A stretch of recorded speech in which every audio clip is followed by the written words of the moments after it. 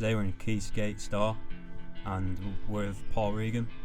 He's an interesting guy who's been a professional skateboarder, is now running a community shop, and I think he's got some interesting things to say about the whole community, and he's a good, cool guy.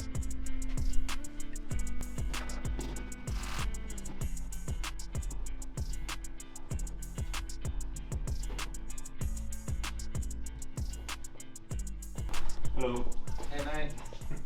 How's everything been? What inspired you to create the Quay skate store?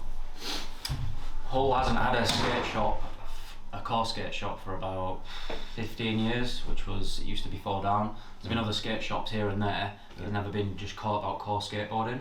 And I thought Hull needed it, I thought it needed that community aspect. When I was growing up, I used to get the bus through from Hornsey, meet people at Fall Down, go skate the city. It was rad. And I met so many good friends from there. Now my friends are actually on this team: Alex Ford, Scott Palmer, who owned Fall Down, he rides for the shop, Mark Banks, Mike Foreman. So I just thought Hull needed that. It needed an actual proper core skate shop, not one that's an industry behemoth or anything like that. Yeah. Or a corporate one. I just thought it needed a nice core skate That's shop. why I think skateboarding is important. Yeah. Because it just brings everyone together, and it's just connections, and it's just, I don't know. I just love skateboarding. Yeah, man, it's good. But what I'm trying to do here, now the weather's getting better, obviously I'd like to do more coffee and mental health mornings. I've talked to Aaron, who runs Skate of Mind Hull. He's really up for it, so just try and get people down here maybe like 10, 11 o'clock. I'm going to put free tea and coffee on for it as well, just as like a little addition to it. Just get people in and have a chat. Don't necessarily have to talk about what's going on in your life, but just to get out and talk to somebody about a similar interest, that saves a lot of tension. I'd say I try and run it once a month, and I'll buy pizzas in, I'll get beers in for everybody if anybody wants to drink beer. But we've got tea, coffee, other refreshments. But yeah, just put it on just to try and get people in, have a chat, meet up, and then maybe go to the pub after.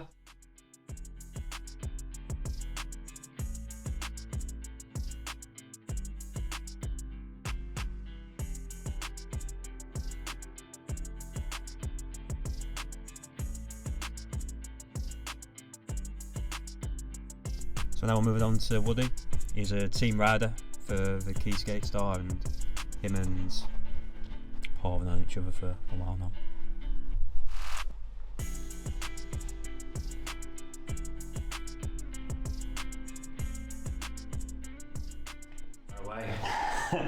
So what got you into skateboarding? I actually got into skateboarding trying to look cool, trying to impress a girl.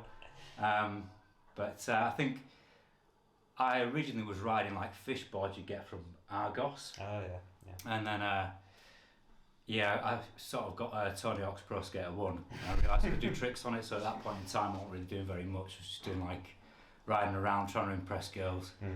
And then it was Tony Hawk's really, if I'm honest, that got me into it and realised you could do something with a skateboard. So, yeah.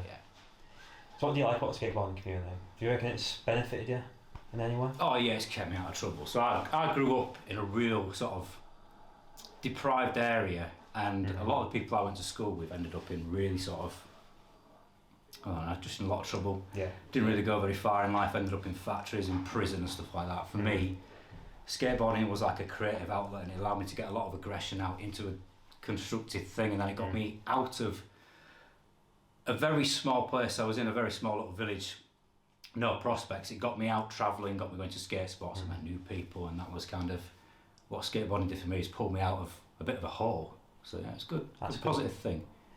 It is. That's what skateboarding's all about. It's just about being together, and just everyone's got the same kind of mindset. Yeah.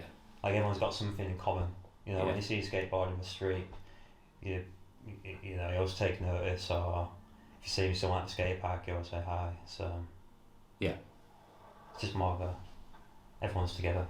Yeah. I would say like when I first started skating, it was really sort of, the influence of skating was heavy on punk, and I think that came from like Tony Hawk's, like punk rock was all, skateboarding was punk rock. So I used to go down to the skate park. I'd actually sort of hover around. I was really introverted as a kid. I used to hover around the skate park and I'd watch the skaters from a distance. I was too scared to approach them. And if you speak to any of the other skaters in the Hull scene, especially one of my mates, Royce, That's how I met him. I was hiding in a bush, and I daren't approach him because I thought that skateboarding was just really sort of cool, and every other sort of new group I met, I daren't interact with them. But that's the cool thing about the skate community, is when you get into the communities, it's like everyone's really welcome. It doesn't matter what background you've got, how you behave around people.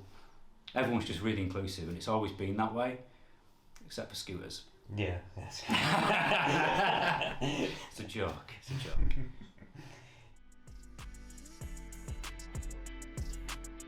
So we've reached the end of the documentary nearly, and I'd like to say that everyone's learned a lot about the skate community and also the mental health side of the skate community and how it can benefit everyone.